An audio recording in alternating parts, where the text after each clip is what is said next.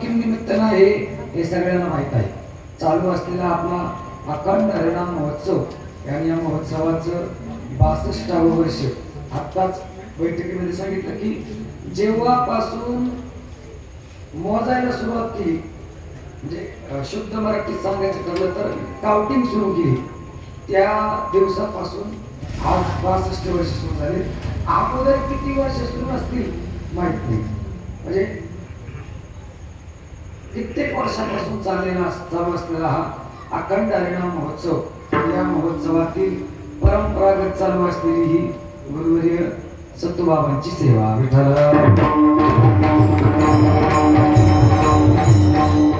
गुरुवर्य बाबांनी बऱ्याच दिवशी सेवा केली आणि बाबा जोडून सेवा करायची. कशी?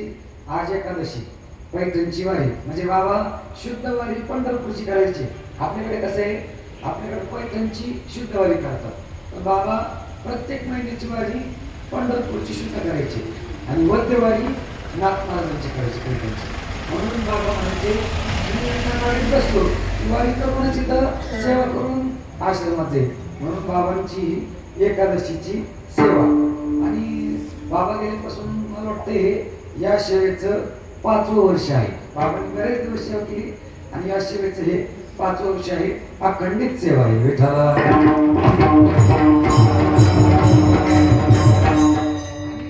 या लोळेगावकरांचं बाबावर खूप प्रेम होतं. जसं लोळेगावकरांचं बाबावर प्रेम होतं, अगदी तंतोतंत, त्यापेक्षाही जास्त म्हटलं तरी हरकत नाही, गुरुवर्य बाबांचं लोळेगावकरांवर प्रेम होतं.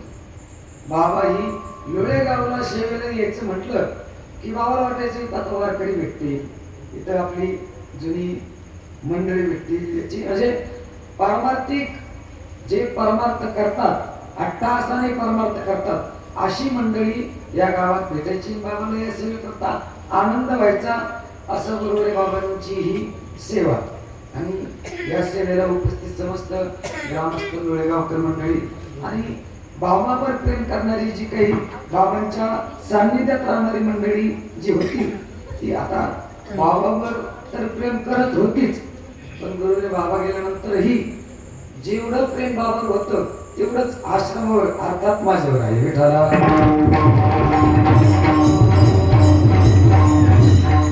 मला वाटतंय असा एकही सप्ताह झाला नाही, बाबांनी एकही सप्ताह असा केला नाही की ज्यात वैकुंठवासी तात्या, अर्थातच बाबा ज्यांना म्हणायचे, बाबा त्यांना तात्याने म्हणले कधी, बाबा म्हणायचे काळे पाटील तात्या, आणि बाबा ज्यांना दाजी म्हणायचे आपले बैरनाथ दाजी, यांच्याशिवाय बाबांनी सप्ताह केलाच नाही. आणि कोरडगावला सप्त्यात वाजवायला म्हटल्यानंतर दाजीच, आणि कोरडगावचं सप्ताह वाजायचं म्हणजे असं नाही आहे बरं का अविनाश महाराज. त्यावेळेस कसं होतं, आता कोरडगावात काय सगळीकडेच असं झालंय की काकड्याचं भजन, काकडा करणारं मंडळ वेगळं, पारायण करणारं वेगळं, गाथा भजन करणारं वेगळं, हरिपाठाला वेगळं, कीर्तनाला सेपरेट वाजायला. तसं कोरडगावला नव्हतं. काकडा त्यांनीच वाजायचा, म्हणजे यांनीच वाजायचा, गाथा भजनही यांनीच वाजायचं, हरिपाठही यांनीच करायचा, आणि कीर्तनाला लगेच सुरुवात त्यांनीच करायची. म्हणजे इतकी सेवा, काटोकाट सेवा.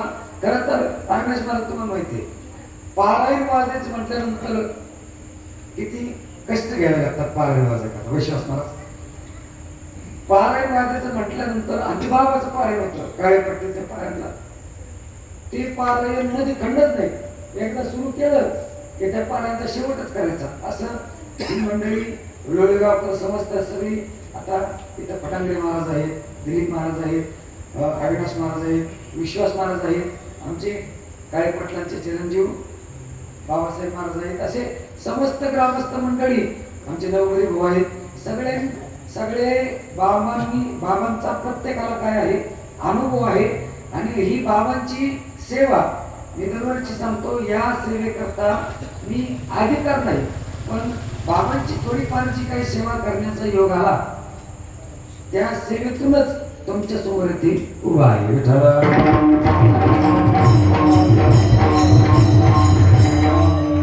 भाषेत सांगायचं ठरलं तर मी अनुभव म्हणतात, वाचोनी पडे नावाची ना सेवा ही जाणे स्वामीची, ऐशी आमज ग्रंथाची ठेव घेता असे या पद्धतीने या न्यायाने जगद्गुरु तुकाराम महाराज म्हणतात सत्य गुरु राये कृपा मज केली परी नाही घडली सेवा केली.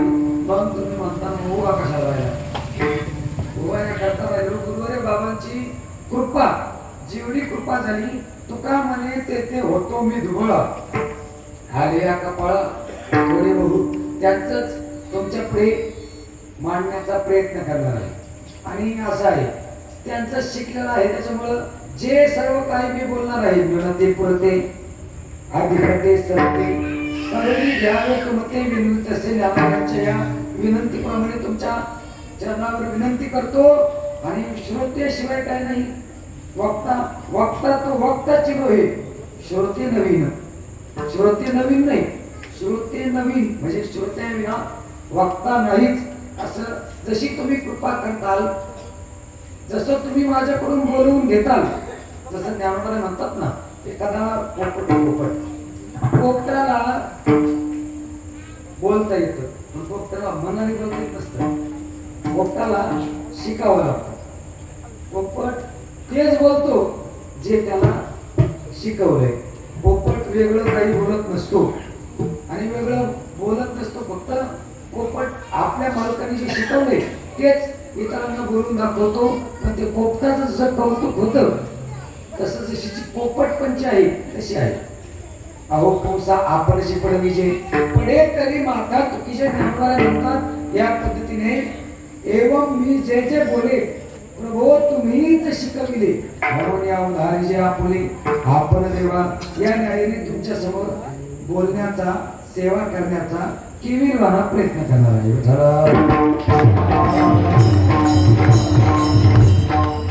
सेवा फक्त आता 1 तास त्यातही कमी राहिलं. 1 तास वरला घटवा करायची असं गणेश महाराजांचं तसं हे घटवंकराला तरी 1 तास राहिला होता. आपल्याला 1 तासच आहे. आणि असं आहे बरं का विश्वास महाराज पुरेकर बाबा नेहमी सांगत असतात एक वेळ बुवा बसला तरी चालेल पण बुवाचा आवाज बसला नाही पाहिजे. आणि आवाज बसलेला आहे. जसं तुम्ही कृपा करताल मार्कऱ्या जशी कृपा करतील तसं आणि आता तुम्ही कृपा करा विठाला.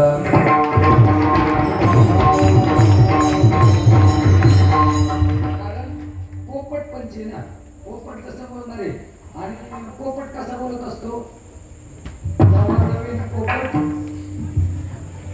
मिठू मिठू बोलतो ना तसं तुमच्या आवाजाची म्हणजे तुमची मला साथ पाहिजे आणि आहेत ना त्यांच्यासाठी म्हणून आपलं चालतं विश्वास मला नाही तर लट गेली होती आता बघा असं आहे. म्हणून जशी तुम्ही कृपा करताल आपल्याला कसं असतं काही मॅच ह्या बरेच दिवस चालतात पण काही थोड्याच ओव्हरमध्ये असतात. त्याला काय म्हणतात काही मॅचची ओव्हर किती ओव्हर असतात जास्त ओव्हर असतात 40-50 अशा ओव्हरच्या मॅची असतात. पण काही कमी ओव्हरची असतात ती 20 ओव्हरमध्येच तिचं काय होतो खेळ समाप्त होतो 20 ओव्हरमध्ये. त्याला काय म्हणतात शुद्ध मराठीमध्ये 20-20 बरोबर ना ऋषी 20-20 ना तसं 20-20चा हा आजचा सामना आहे.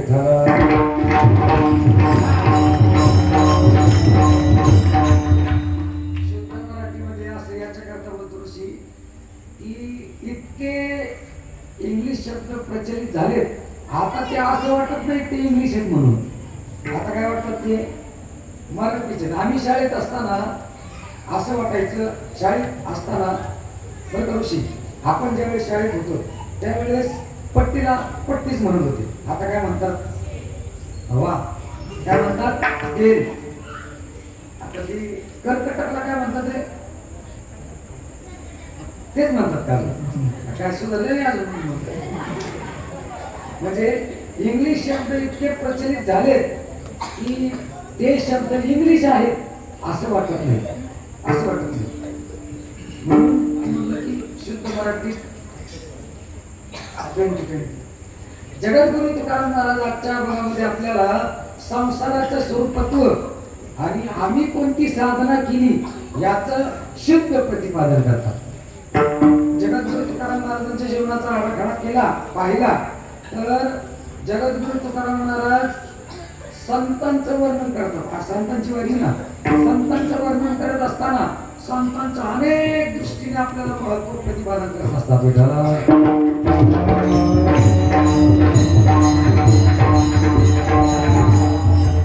आपण जर संतांची सेवा केली आणि देवाची सेवा केली, खरं तर आपल्या जगद्गुरु तुकाराम महाराज म्हणतात आपण देवाची सेवा केली पाहिजे.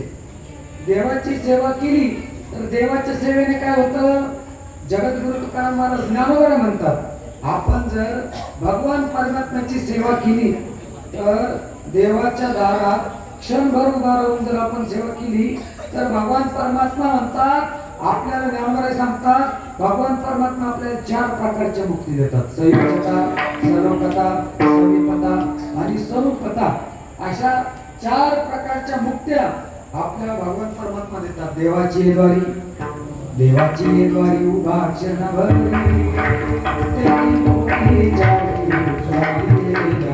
आपल्याला म्हणतात भगवान परमात्मा 4 प्रकारच्या मुक्त्या देऊन टाकतात.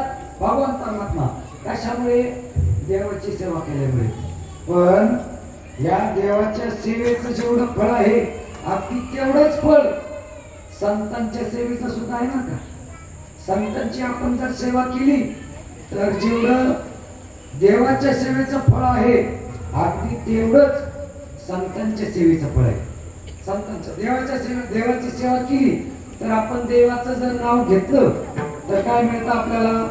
हरिमुखे म्हणा, हरिमुखे म्हणा, पुण्याची गणना होणार कधी. आपण देवाचं नाव घेतलं तर काय म्हणतं? हरिमुखे म्हणा, गणना पुण्याची कधी कोण? पुण्याची गणना आपल्याला करता येत नाही, इतकं पुण्य तयार होतं. आणि संतांची सेवा केली, संतांचं नामस्मरण केलं तर पुण्यवंत व्हावे, घेता सज्जनाची नावे. बरं, नुसतं पुण्य होतं नाही, नुसतं पुण्य होतं असं नाही. देवा संतांचं नाव घेतलं पापही जातात. तुका म्हणजे पापी जाती संतांची म्हणजे संतांचं नाव घेतलं तर पुण्यही होतं आणि पापही निवृत्त होतं. जसं देवाची सेवा केल्यानंतर फळ आहे अगदी तसंच संतांच्या सेवेची सुद्धा फळ आहे. म्हणून आपण देवाची सेवा केली तर संतांची सेवा केली. उलट नुसती जर देवाची सेवा केली तर नुसती देवाची सेवा घडते, पण संतांची सेवा केली तर ती संतांची सेवा घडते आणि देवाची सेवा घडते. तुका म्हणे देवा त्यांची केली पावे सेवा, असं परिणाम आहे. आणि पुढे जाऊन सांगू, एक वेळ आपण देवाची सेवा नाही केली तरी चालेल, पण संतांची सेवा करायची. कारण भगवान परमात्मा स्वतः सांगतात आपण जर देव पूजेला बसतो, आपण देवाची पूजा करतो ना, सगळी ताली देवाची पूजा करत असताना देवाची पूजा करतात का नाही? तुम्ही हो म्हणा ना. जास्त पूजा झाली. देवाची पूजा करत असताना जर आपण देवाची पूजा करायला लागलो आणि जर आपल्या दारात संत आले, संत, तर भगवान परमात्मा म्हणतात, जगद्गुरु तुकाराम महाराज म्हणतात आपण जरी देवाची पूजा करायला बसलेला असलो आणि आपल्या घरी संत आले तर ती पूजा बाजूला सारायची.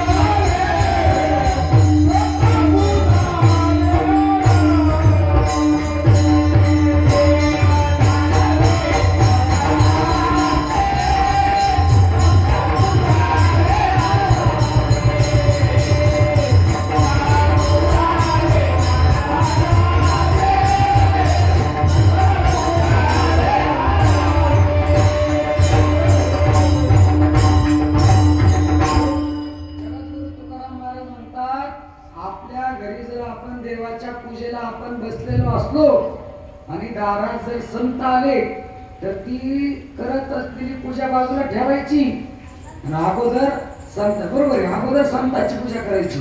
कारण करिता देवतार्चन घरा आले संतजन, देव सारावे परते संत पूजावे आरते. जरी जगद्गुरु तुकाराम महाराज म्हणतात देवाची मूर्ती जर शालिग्राम जरी असली, शालिग्रामची मूर्ती असली, प्रत्यक्ष विष्णू स्वरूप जरी मूर्ती असली तरी ती मूर्ती बाजूला ठेवायची आणि अगोदर संतांचं पूजन करायचं. इतकं महत्व संतांना आहे. आणि जर एखादा म्हटलाच नाही मी देवाची पूजा करणार आहे आणि जर देवाची पूजेचा आग्रह करून जर बसला आणि देवाची पूजा करायला लागला आणि घरात जर संत आले तर तो जगद्गुरु तुकाराम महाराज म्हणतात देवावर फुलं टाकायला लागला. ते फुलं नाही म्हणते जगद्गुरु तुकाराम महाराज, येते दगड तैशीवरी मंत्र पुष्प देवा श्री. देवाची पूजा करतोय, मंत्र म्हणायला लागलाय आणि मंत्र पुष्पांजली करून ती मंत्र पुष्पांजली म्हणायला लागते. बा देवाची पूजा करत असताना ओम यज्ञेन यज्ञ वजंत देवास्तानी धर्माणी प्रथम्यामासंते प्रकविश्वसनावर तुमच्या पाठीवर सांगतो. ही ब्राह्मणाची कोणतीही मंत्र म्हणायचे म्हटलं की असं ओम यज्ञेन यज्ञ वजंत देवा अशी सरळ म्हणून जमत नाही. मग कसे म्हणायला लागतात थोडे ओम यज्ञेन यज्ञ वजंत देवास्तानी धर्माणी प्रथम्यासं प्रियाणाकं महिमानं चक्रचंद्र पुढे सध्या संते देवा असं जर म्हणलं तर वाटतं ब्राह्मणाने म्हटले पिठाला.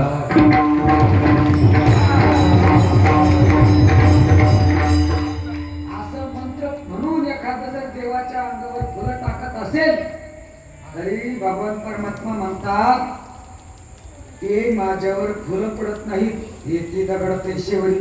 दगड टाकतो म्हणते भगवान परमात्मा, येते दगड तैशेवरी मंत्र पुष्प देवाश्री असं आहे. म्हणून एक वेळ आपण देवाची पूजा केली नाही तरी चालेल, एक वेळ देवाची सेवा केली नाही तरी चालेल, अगोदर संतांची सेवा करायची. इतकं महत्व कोणाला आहे? संतांना आहे, संतांना आहे. असं आहे.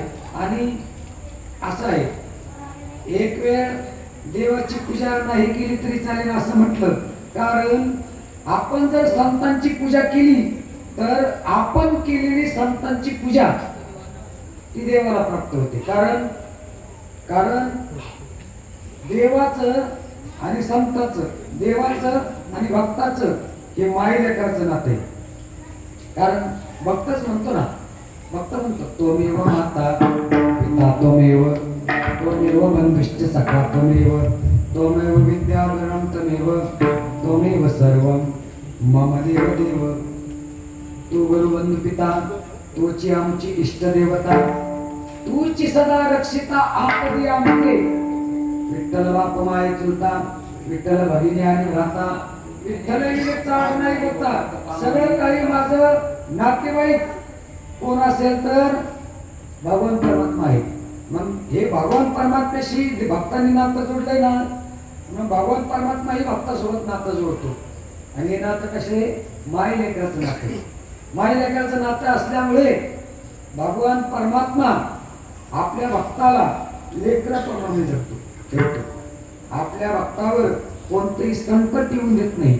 असे भक्ताची घरी कामे सांगता घरी भक्त समागमे सर्व भावे हरी सर्व काम करी न सांगता.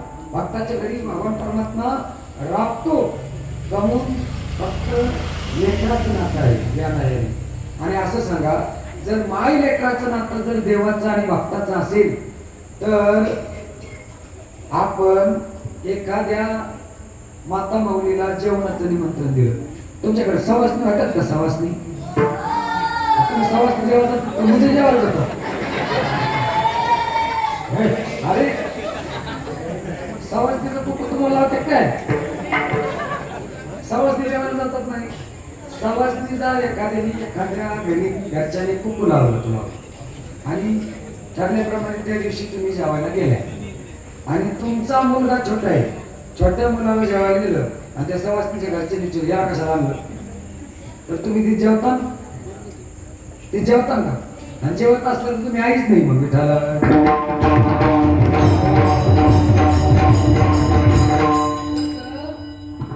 त्या मुलाला एखादा जर बोलला तर त्या आईला राग येतो. मुलाला झालेला त्रास तो आईला होतो. तसं भक्ताला झालेला त्रास तो एक वेळ भक्त सहन करेल, पण जगद्गुरु तुकाराम महाराज म्हणतात भगवान परमात्मा तो त्रास सहन करत नाही, भक्ताला झालेला त्रास. हरिजनाची कोणानं घडावी निंदा, सहात गोविंदा नाही त्याचे. जो भक्ताला त्रास देतो ना, भक्ताला त्रास दिला तर भगवान परमात्मा म्हणतात अशा भक्ताला त्रास देणारा जो आहे त्याला मी काय करतो. भगवान परमात्मा म्हणतात तानहम द्विशत क्रूरान संसारेषु नराधमम क्षिपाम्यजश्रुम शुभा आसुरीषु योनिषु आसुरी योनिमापन्ना मूढा जन्मनी जन्मनी माम अप्राप्यो कोणतेय ततो यांतीम धमाम गतिम. भगवान परमात्मा सांगतात असा जो भक्ताला त्रास देतो ना, भगवान परमात्मा आधी अगोदर सांगतात सत्य आणि सत्पुरुषु दानशूर याज्ञिकू का भक्त हर महात्मे ये माझी निजाची धामी. मी कुठे राहतो, जिथं माझं भजन करतात, ज्या ठिकाणी माझं चिंतन केलं जातो त्या ठिकाणी मी राहतो. अर्थातच हरी तेथे संत, संत तेथे हरी. ऐसे वेदचारी बोलतात की माझे भक्त गाती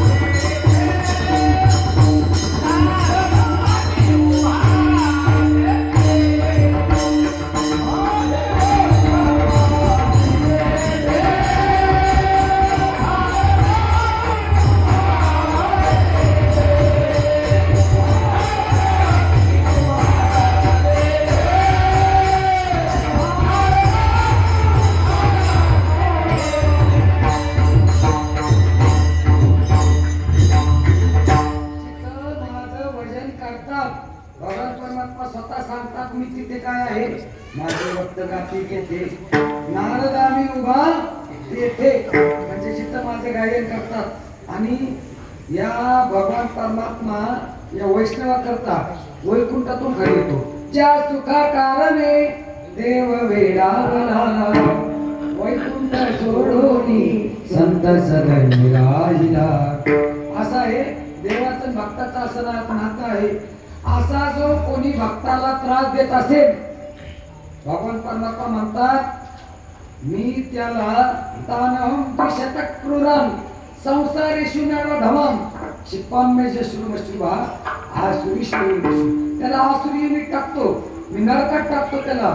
आणि नरकात टाकल्यानंतर अशा ठिकाणी त्याला जन्म देतो की माम अप्राप्य कोणती ततो यांती अधमाम गती, त्याची अधमगती करतो. म्हणून भगवान परमात्म्याचं देवाचं नातं कसं आहे, माय लेकराचं नातं आहे. माय लेकराचं नातं आहे. आणि आपल्याला गाय वासराचं नातं आहे. गाय वासराचं आपल्याला गायचं दूध जर काढायचं म्हटलं तर गायचं दूध काढायचं म्हटल्यानंतर गायचं दूध कधी काढलं जातं. गाय आपल्याला दूध कधी देते, ज्या वेळेस वासरू गायला सोडून त्यावेळेस. गाय खरं तर गाय आपल्याकरता दूध देतच नाही. गाय कोणाकरता दूध देते, वासरासाठी. वा काय वासरा येतो, वासरासाठी दूध देते. पण आपण त्या दुधाचा उपयोग करतो, आपण त्या दुधाचा उपयोग करतो.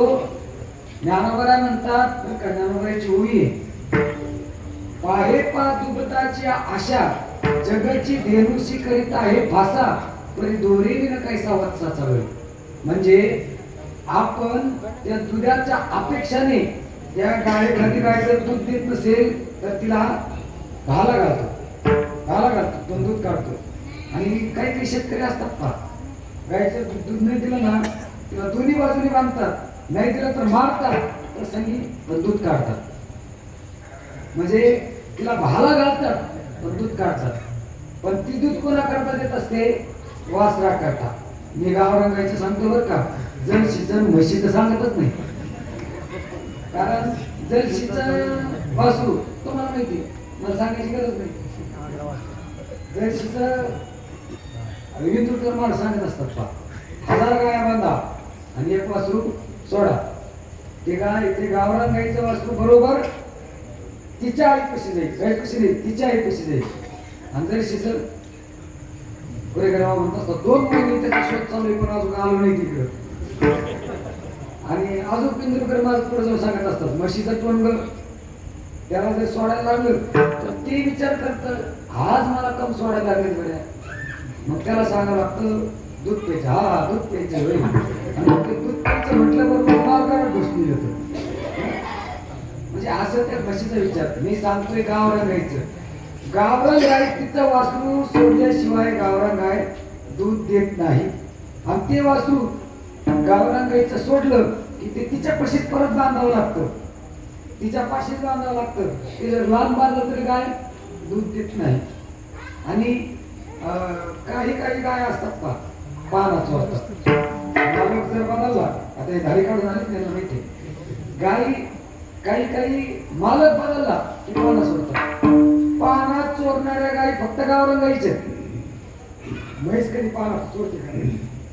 जलशी गाय पानात चोरते का? आणि तुम्ही सांगा गावरान गाईला तुम्ही मशीन लावून दाखवते दूध काढण्याचं, नाही लागतंय. तसं गाय दूध देते फक्त वासरांकरता. सर्वस्व प्रेम त्या वासरावर असतं. आणि मग ते वासराला जर गाई समोर मारायला लागलो तर गाय आपल्याला दूध देईल का? नाहीच देणार. गाय आपल्याला दूध देणार नाही. जगद्गुरु तुकाराम महाराज म्हणतात, तुकापणे क्षीर वासराच्या अंगे किंवा नागे धारे विषयाने मारू. म्हणून आपण जर त्या वासराला मारायला लागलो तर गाय सुद्धा, आपल्याकडे असे कित्येक उदाहरणं पाहायला सापडतील की वाघ आला आणि वाघ गाई समोर आला, वासराचा घात करणार, तेवढ्यात गाईने वासराला काय केलं, वाघाला काय केलं, पळून लावलं, स्वतः प्रसंगी मरण पत्करलं. असे कित्येक उदाहरणं आपल्याला पाहायला सापडतात. तसं भगवान परमात्म्याचं आणि भक्ताचं नातं आहे महाराज. म्हणून अगोदर संतांची सेवा करायची, नंतर देवाची सेवा केली तरी हरकत नाही.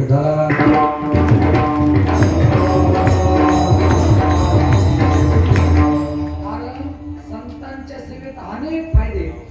संतांच्या सेवेने जसं संतांचं नामस्मरणाचं आपण पाहिलं, संतांचं जर आपण नामस्मरण केलं तर आजही प्रत्यक्ष ज्ञान वगैरे आपल्याला भेट देऊ शकतात. संतांच्या नामस्मरणाने ज्ञानदेव म्हणता माया केली समूळ विलया. आता वर बसलेले विचार करतो तुम्हाला सांगा, ज्ञानदेव किती अक्षर आहेत? 4. निवृत्ती 3. सोपान 3 आणि मुक्ताबाई किती झाले? सगळे किती झाले? 14. वा, हुशार दिसते म्हणत, हाती हुशार नाहीत ना. 14 हे 14 अक्षर आहे. ज्ञानदेव, निवृत्ती, सोपान आणि मुक्ताबाई याचा जो अखंड नामस्मरण करेल किंवा चिंतन ऐकेल किंवा हे नामस्मरण कानाने ऐकेल, त्याला ज्ञानेश्वर महाराज प्रत्यक्ष भेट देतात. मुक्ताबाई, सोपान, निवृत्ती आणि ज्ञानदेव ऐशी ही 14 अक्षरे ही उच्चारे मुखद्वारे जो ऐके कर्ण विवरे तया ज्ञानेश्वर प्रत्यक्ष भेट ज्ञानेश्वर नाथ महाराज म्हणतात. म्हणजे आजही हे 14 अक्षराचं नित्य नियमाने जो पठण करेल त्याला ज्ञानेश्वर महाराज प्रत्यक्ष भेट देतात. म्हणजे संतांच्या नामस्मरणाचं फळ. जगद्गुरु तुकाराम महाराजांचं नामस्मरण जर केलं, तुकाराम तुकाराम नाम घेता आपले, असं संतांच्या नामस्मरणाचं फरक आहे. हे आहे. बरं, संतांचं दर्शन झालं, झाली पापा तापा तुटी, दैन्य गेले उठावती किंवा पाप ताप दैन्य जाय उठावती, झाली या बेटी हरिदासाची. असा संत तुका म्हणे जाती ताप दर्शनी विश्रांची. ज्ञानोबा म्हणतात अशा संतांचं जर दर्शन झालं ना, सज्जन सत्पुरुषाचं दर्शन झालं ना तर सोप पुण्य नाही प्रशस्त पुण्य प्राप्त होतं. अथवा समरणाची आहे स्नेह जैसाई व्यक्ती का दर्शनाची प्रशस्ती पुण्य पुरुष संत महात्म्याच्या दर्शनाने असं पुण्य प्राप्त होतं. संत महात्म्याला आलिंगन दिलं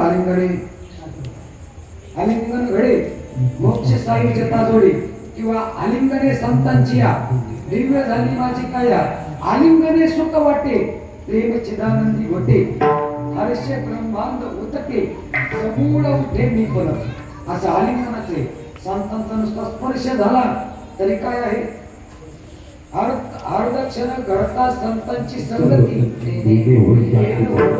शांती असं संतांच्या कशाही पद्धतीने संतांच्या जवळ जा कशाही म्हणजे सज्जन कसाही जरी गेला तरी त्याचं काय होतं सज्जन माणूस असं आहे. म्हणून एवढं पुढे जाऊन सांगू संतांच्या पायाला लागलेली धूळ ती धूळ जर आपल्या अंगाला लागली तर जगद्गुरु तुकाराम महाराज म्हणतात अनंत जन्माला कारण असणारी वासना ती वर्तमान सहज होते.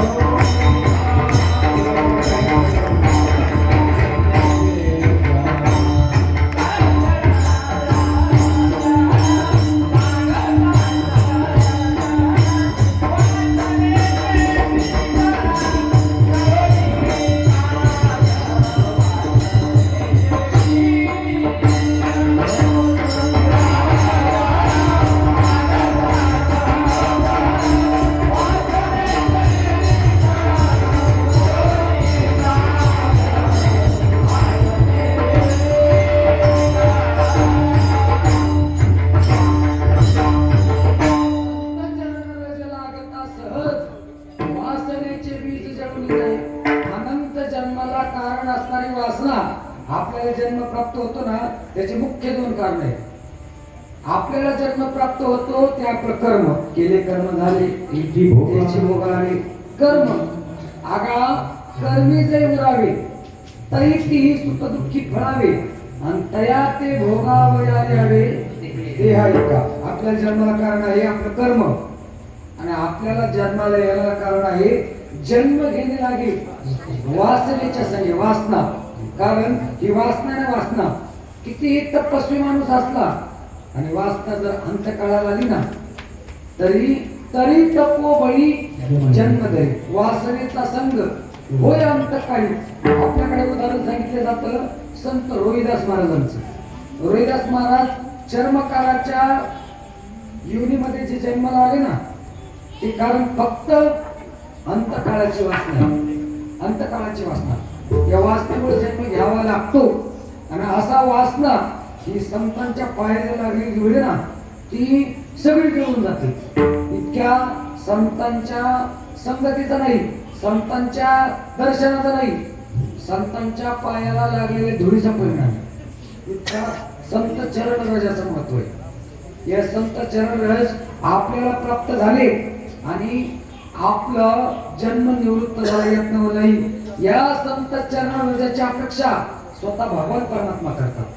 भगवान परमात्म्याला सुद्धा वाटतं की मला हे संत चरण रज कधी प्राप्त होतील हे संत चरण रज प्राप्त होण्याकरता भगवान परमात्मा अशा संतांच्या पाठीमागे चालतो.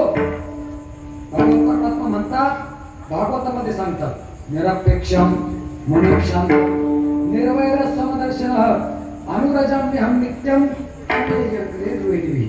म्हणजे अशा संतांच्या पाठीमागे भगवान परमात्मा चालतात. प्रसंग आहे नामदेव महाराज आणि ज्ञानोबा आहे तीर्थयात्रा करायला गेले आणि तीर्थयात्रा पश्चिम प्रवास सगळ्या तीर्थयात्रा पाहिल्या सप्तपुऱ्या पाहिल्या 4 धाम पाहिले 12 ज्योतिर्लिंग पाहिले अजून काय पाहिलं जेजुरी पाहिली पंढरपूर पाहिलं सगळं पाहिलं आणि तीर्थयात्रा झाली आणि ज्ञानोबा आहे आळंदीला गेले. आणि नामदेव आहे पंढरपूरला गेले तीर्थे करून नामा पंढरी आला जीव लागा भेटला विठोबाशी सद्गतीत कंठ वसंतला नाही. भगवत परमात्म्याची नामदेवाची भेट झाली आणि नामदेवांनी भगवत परमात्म्याला आलिंगन दिलं आणि सांगितलं देवा तुम्हाला खूप फिरवलंय अज्ञानाचा भाग होता माझी म्हणी म्हणून हिंदवले देशोदेशी सगळं फिरवलं.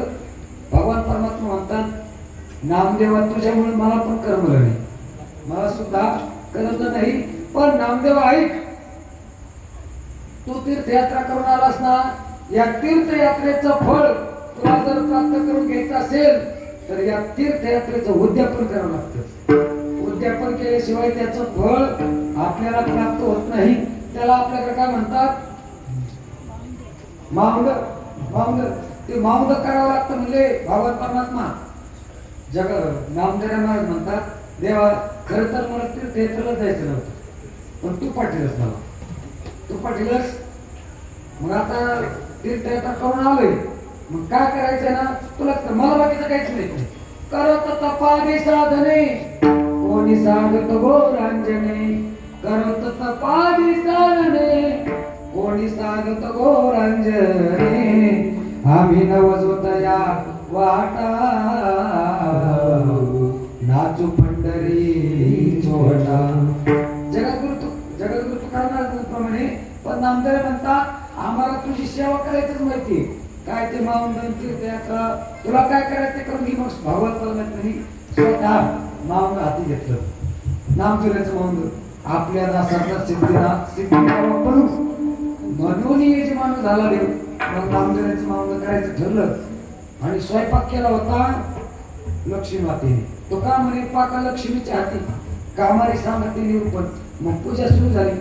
आता जसे ब्राह्मण तरी पूजा आता सांगितलं विशेष महाराज तसे सुरू केली पूजा. ओम स्वस्तिना इंद्र देवा स्वस्तिना पोखा विश्ववेदा लावा डोळा पाणी कोणाच्या ब्राह्मणाच्या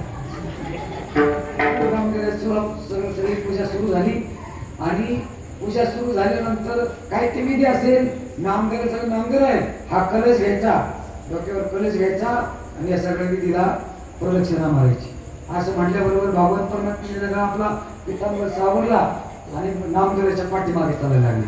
कशा करता नामयाचे पाठी चाले की शिरा लागावया रथ चरणीचे. नामदेव पुढे चालतायत आणि भागवत परमात्मा पाठीमागे चालतायत. बाकीचे लोक म्हणायला लागले देवा तुम्ही कोण चालायला लागले पाठीमागं. नामदेव म्हणतात देवा तुम्ही कशात चालायला लागले मागं. मग भगवान परमात्मा सगळ्यांना सांगतात की लागावया रज चरणीचे नामदेवाचे चरण रज माझ्या अंगाला प्राप्त व्हावेत याकरता मी नामदेवाच्या पाठीमागे चालतोय.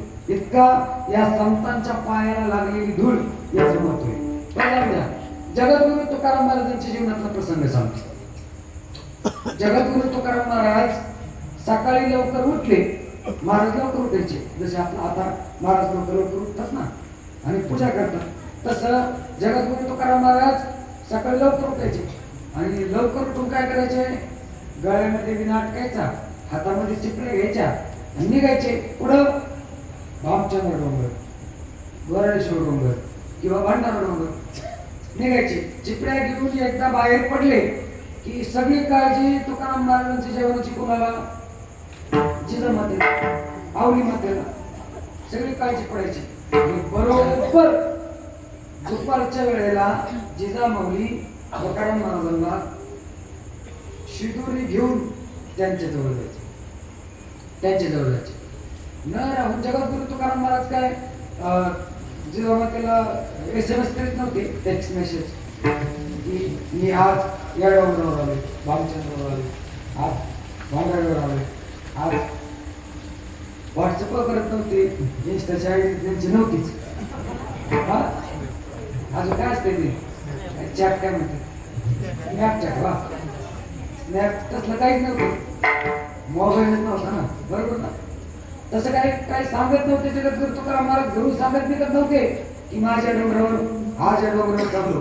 पण जिजामाता बरोबर दुपारच्या वेळेला जगद्गुरु तुकाराम महाराजांना शिदोरी घेऊन जायच्या. न राहून एक दिवस जगद्गुरु तुकाराम महाराजांनी विचारलं जिजे आवले तू बरोबर दुपारच्या वेळेला शिदुरी आणते. मी काय तुला सांगत नाही, पण बरोबर कशी आणते. जिजामाता म्हणतात धनी जाऊन द्या, घ्या तुम्ही जेवून, कशाला बाकीच्या चौकशा करतात. म्हणजे त्यावेळेसपासून असेल बरं का चौकशा करायच्या नाही दिवशी. आता मला अनुभव नाही, तुम्ही सांगा बरोबर ना, सांगा की अनुभव आले अंगा ते जगात तसे असं जगद्गुरु तुकाराम महाराज म्हणतात सांग ना. मग आवडी माता म्हणतात तुम्हाला मी सांगू, मी ज्या ठिकाणी येते, ज्या ठिकाणी तीन रस्ते फुटतात, रामचंद्रावर, गोरडेश्वरावर आणि भंडारावर 3 रस्ता फुटतो, त्या ठिकाणची माती उचलते. ज्या ठिकाणची माती उचलली, कानाला लावली, ज्या ठिकाणून तुम्ही आलात त्या ठिकाणची माती काय होते, विठ्ठल विठ्ठल म्हणते. आणि मला समजतं की तुम्ही ह्या डोंगरावर गेला. जगद्गुरु तुकाराम महाराजांचा ज्या मातीला स्पर्श झाला, ती माती सुद्धा काय होते, विठ्ठल विठ्ठल म्हणते. अशी त्या चरणराजाचं महत्व आहे. जमाबाईंच्या गावऱ्या विठ्ठल विठ्ठल म्हणतात, चोकोबाईची हाड विठ्ठल विठ्ठल म्हणतात, आणि आपल्या गावऱ्या तिकडे गेले तरी आपण विठ्ठल विठ्ठल म्हणावं.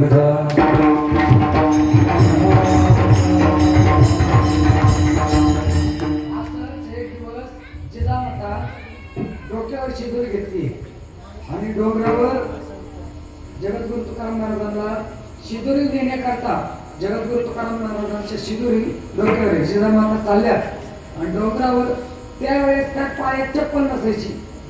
आणि मग जिजामाता दर नजर करत डोक्यावर शिदोरी आणि चालल्या डोंगराने. आणि जगद्गुरु तुकाराम महाराजांच्या शिदोरी न्यायची म्हणून जिजामाता सणा पटापटा पटापटा चाललेल्या. तेवढ्यात जिजामातेच्या पायात सुई बाबळीचा काटा जोरात घुसला. काटा असा घुसला की खालून काटा घुसला तर वरूनच निघाला पायामध्ये. रक्ताची चिळकांडी उडाली आणि जिजामाता म्हणतात की रक्ताची चिळकांडी उडून जिजामातेने मोठ्याने आरडत होती आई, आणि खाली बसल्या. खाली बसल्याबरोबर आता जो भक्ताची सेवा करतो ना, भक्ताची सेवा करतो, भक्ताचं चरित्र प्रशंसा करतो, जगद्गुरु तुकाराम महाराज दारोबाने म्हणतात तीही प्राणप्रवते आवडती मध्ये होते. भक्ताची सेवा करतो त्याची जबाबदारी भगवान परमात्मा घेत असतात. भगवान परमात्म्याला काळजी लागली, जिजामातेला काटा टोचला आणि भगवान परमात्मा म्हणतात तो काटेच काय केलं, आपण संकट आले आपल्या भक्तावर, ते संकट केलं काय केलं पाहिजे, निवारण केलं पाहिजे. म्हणून भगवान परमात्म्याने एक छोटस गुराख्याचं रूप घेतलं आणि पळत जिजामातेकडे आले. आणि सांगितलं आई आई आई तुम्ही आता हरवला, काय झालं. जिजामाता म्हणतात अरे बाळा माझ्या पायात काटा बसलाय. आई मी काटा काढू. जिजामाता म्हणतात तुला काटा काढता येतो का. भगवान परमात्मा मनात म्हणतात आता कसं समजू, चांगल्याचा काटा काढलाय, चांगल्याचा काटा काढलाय, कंसाचा काटा काढलाय, रावणाचा काटा काढलाय, कुंभकर्णाचा काटा काढलाय, आणि हे काटा काय माझ्या पुढे, हे काटा काय. म्हणून येतो जिजामातेला भगवान परमात्मा म्हणतात येतो मला काटा काढता येतो. आणि मग का जुन्या पद्धतीची आता सध्या काटा बसतो कोणाच्या पायात जुन्या पद्धतीत जर काटा घुसला तर काटा काढण्याची पद्धत आहे पहा. ज्याच्या पायात काटा घुसलाय त्याचा पाय आपल्या मांडीवर घ्यावा लागतो, मांडीवर घ्यावा लागतो. भगवान परमात्म्याने जिजामातेचा पाय आपल्या मांडीवर घेतला आणि काटा काढायचा म्हटल्यानंतर फिल्टरचं पाणी आणून तो काटा शुद्ध करावा लागेल. कारण ज्या ठिकाणी काटा घुसलाय तो काटा दिसण्याकरता काय करावं लागतं, तिथली जागा साफ करावी लागते. आणि ती जागा साफ करण्याकरता फिल्टरचं पाणी आणून जमत नाही, जमतच नाही. मग त्यावेळेस काय असतं, पाणी नसतं फिरत, त्यावेळेस काय करावं लागतं, आपला तो काम या पायाला लावायचा, ती जागा साफ करायची. आणि जागा साफ केली की एकदा ठोका लावल्याने साफ होत नाही ती जागा, परत ठोका घ्यायचा, परत लावायची. याचं कारण एकच आहे, जिजामातेच्या पायाला लागलेली धूळ ती आपल्या तोंडात जावी हा भगवान परमात्म्याचा मानस होता. आणि ती धूळ भगवान परमात्म्याने खाल्ला आणि तो काटा काढला. आता भगवान परमात्म्याचा हात देतो. जन्म कर्मच मे दिव्यम, भगवान परमात्म्याचा कर्म आहे. असा काटा काढला भगवान परमात्म्याने, पहिल्यासारखा पांढरा. जिजामाता म्हणतात, अरे खूपच छान काटा काढतोय तुला, काय नाव आहे तुझं? भगवान परमात्मा म्हणतात, माझं नाव मारलं काय त्याला? मारले अहो बरं का, लहान मुलं आहेत ना, जरी आरडाओरडा केला तरी कीर्तनात आणत चला, कीर्तनातून बाहेर नाही चली यायला.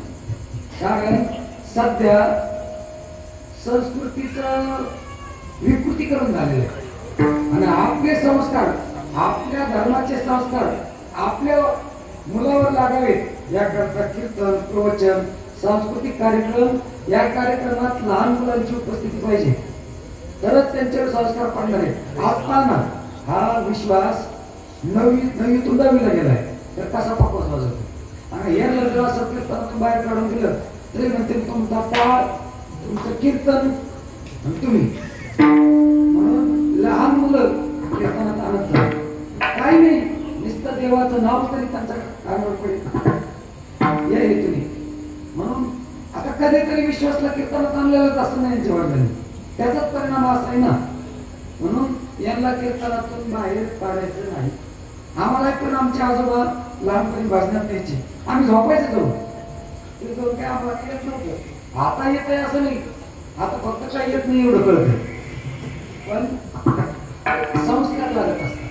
म्हणून कीर्तनात तुम्ही किती काय आरडाओरडा करा, तुमचा मला विक्षेप होत नाही. उलट तुम्ही थांबतात ना, हे आपलं भाग्य आहे, हे लोळेगावकरांचं भाग्य आहे. म्हणून या मुलांना कीर्तनात आणत चला. यांनी नाही काय केलं तरी चालेल, पण यांच्यावर संस्कार पडले पाहिजे. आता तुम्हाला सगळ्याला सांगतो, पुढेही आता बाल संस्कार शिबिर चालू होते, यांना सुट्ट्या लागते. पुढे बाल संस्कार शिबिर जिथं सुरू होईल तिथं यांना येऊन घाला, यांच्यावर संस्कार झाले पाहिजेत. बाकी काही नाही. काय चालू होतं आपलं कीर्तन. त्या जिजामातेने त्या लहान मुलाला विचारलं, बाळा काय नाव तुझं? तू काटा खूप छान काढला, मला वेदनाच राहिले नाही, तुला काटा चांगला काढता येतो, नाव काय तुझं? आता भगवान परमात्माच होते, त्यांनी सांगितलं माझं नाव विठू. जिजामाता म्हणतात, तुझी चटणी भाजली. कारण जिजामातेला वाटायचं माझ्या संसाराचा सगळा इस्कूट या काळ्याही ठोंगळ झालाय, अशी जिजामातेची भावना होती. म्हणून भगवान परमात्मा तिथून लगेच पळून गेले. मला सांगायचं काय होतं, जिजामातेच्या पायाला लागलेली धूळ ती सुद्धा भगवान परमात्मा आवडीने आपल्या काय करतात, त्या पायाला लागलेल्या धुळीचं सेवन करतात. इतके संत चरण रज महत्वाचे, आणि मग संत चरण जेवढे महत्वाचे, संतांची भेट महत्वाची, संतांचं दर्शन महत्वाचे. मग संतांनी आपल्याला केलेला प्रत्यक्ष उपदेश, संतांनी केलेला संतांनी सांगितलेला आपल्याला पारमार्थिक उपदेश, आपल्याला सांगितलेला अनुभव, तो किती महत्वाचा असेल. आणि जगद्गुरु तुकाराम महाराज आपल्याला नुसता सांगितलेला अनुभव, संसाराचा अनुभव सांगत नाही, परमार्थाचा अनुभवही सांगतात आणि संसाराचा अनुभव सांगतात. जगद्गुरु तुकाराम महाराज म्हणतात, हे संसार तुम्ही करतात ना, हे संसार कसा आहे, संसाराचे अवघीच व्यसने आम्ही या कीर्तने शुद्ध झालो. या संसारामुळे एवढे कष्ट भोगावे लागतात, इतके कष्ट भोगावे लागतात की सगळे दुःख या संसारामुळे आम्हाला भोगावे लागतात. आपण कागद म्हणतात ना, संसार दुःख मुळ चौकडी रिंगळ. कारण संसार काय आहे, सगळ्या दुःखाचं मूळ आहे. संसार सागरोगा दुःखाचे मूळ, जन्मात अंतरुण माझी केले इंगळ. इंद्रिय वज्र घाते तप्पे उष्णवरी ज्वाळ, सोशिरे काळे करून दुर्बलही चांगलं.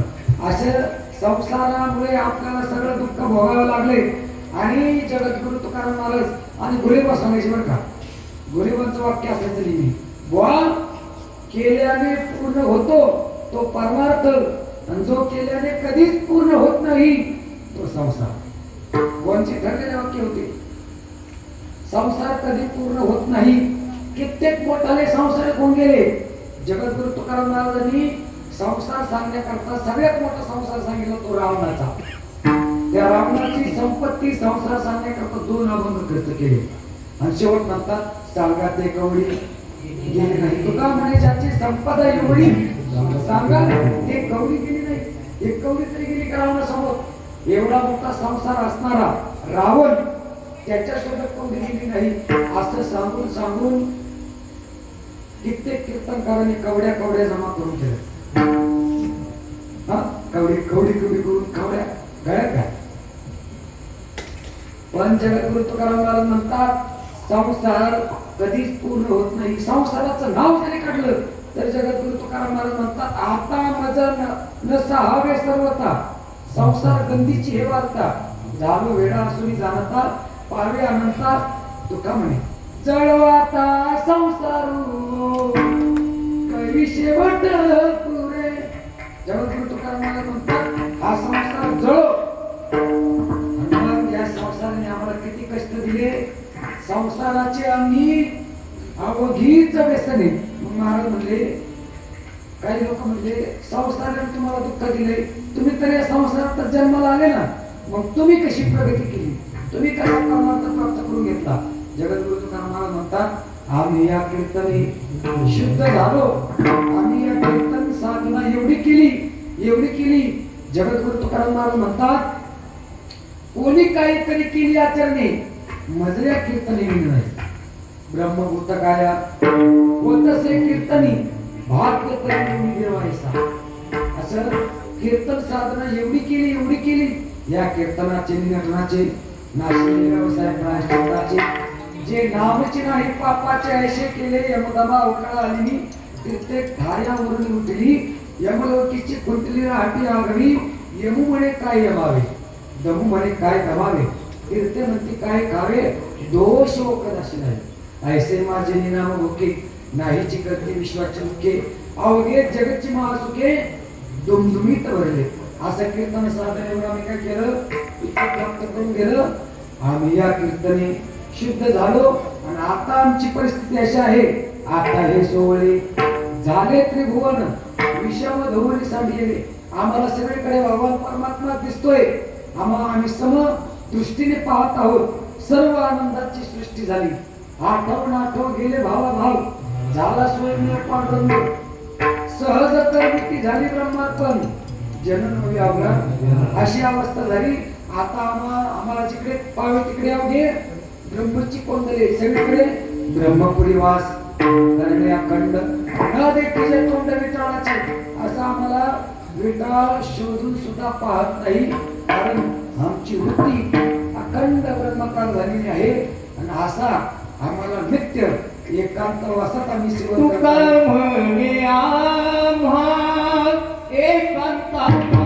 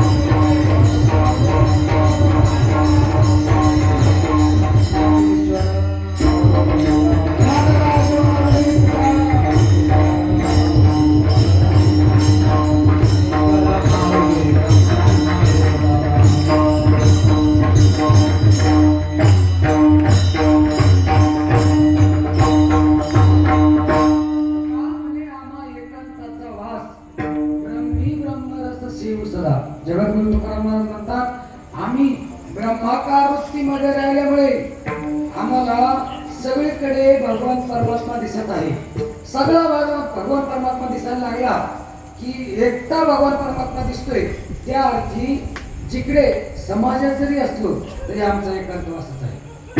म्हणून तुका म्हणे आम्हा एकांताचा वास, आणि असा एकांताचा वास ब्रह्म होऊन ब्रह्माकार वृत्तीचं सेवन करणं, ब्रह्मे ब्रह्मरस शिव सदा आता हे सोडले झाले त्रिभुवन विषम धोवनी सांडिले. बरं का, समारोप करत असताना फक्त एक उदाहरण सांगतो. एका गावामध्ये एक शाळा होती आणि ती शाळेची वेळ होती 10 ते 5. तुमची शाळेची वेळ काय? 7 ते 12. परत त्या शाळेची वेळ होती 7 ते 12. आणि मग ज्या गावात शाळा होती त्या गावात शिक्षक बाहेरून येत होते, बाहेरून शिकवायला यायचे, आणि शिक्षक आले ते शिकवायचे निघून जायचे. पण शिक्षक यायचे, शाळेची वेळ होती 7 ते 12. शिक्षक यायचे 8, 9, 10 वाजता शिक्षक यायचे. शाळा मात्र सोडायचे बरोबर 12ला. बरोबर 12ला शाळा सोडायची. आणि मग गावातले लोक विचार करायचे, गुरुजी येतात उशिरा पण सोडतात बरोबर 12ला. बरोबर 12ला सोडतात. न राहून एक जणांनी विचारलं, गुरुजी तुम्ही शाळेत येतात, शाळेची वेळ 7 वाजता आणि सोडतात बरोबर 12ला, असं का करतात बरं? गुरुजी त्यांना काय म्हणले माहिती? गुरुजी म्हणले, मी शाळेत येतो उशिरा आणि सोडतो वेळेत. माझी शाळेत येण्याची वेळ उशिरा होती, म्हणजे वेळेला मी काय होतो, उशिरा येतो. माझी पहिली चूक होती. मग पहिली चूक झाल्यानंतर दुसरी चूक होऊ नये म्हणून मी वेळेत सोडतो. दुसरी चूक झाली पाहिजे ना.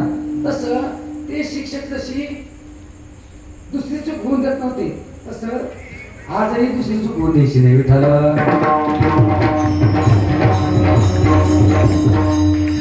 उशिरा सुरू जरी झालेलं असतं, जसे ते मास्तर उशिरा येऊन लवकर सोडित होते, तसं दुसरी चूक होऊन द्यायची नाही ना. म्हणून आणि गुरुवर्य राऊत बाबा, गुरुवर्य पुरेकर बाबा आम्हाला पाठामध्ये नेहमी सांगायचे की कीर्तन वेळेवर सोडलं किंवा 5 मिनिटं अगोदर सोडलं, श्रोत्याचे हक्काचे 5 मार्क असतात. तुम्ही देताना 5 मार्क मला पोरं द्यायला लागले, पण मात्र ना. म्हणून अशी झालेली सेवा भगवान परमात्म्याच्या चरणी, मार्गदर्शनाच्या चरणी ही सेवा तुम्हा सर्वांच्या चरणी सेवा सुपूर्द करतो. आणि माझ्या सेवेला तेच